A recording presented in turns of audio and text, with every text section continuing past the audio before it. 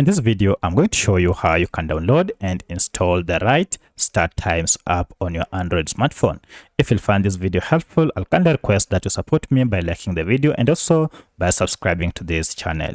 So to download the right StarTimes app on your Android smartphone, head over to Play Store here, and then you will see we have an option to search for your app. So go ahead and just search StarTimes app. So if I search on it, you can see we have this StarTimes app here.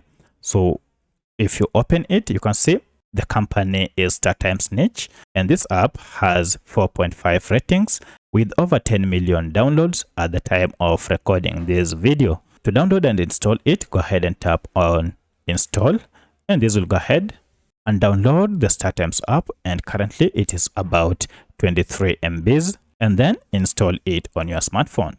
Once the app is installed, now you can proceed and start using it by tapping on open. Now, if you go back to your apps, you should be able to see StarTimes app that you have just downloaded. So that's how you can download and install StarTimes app.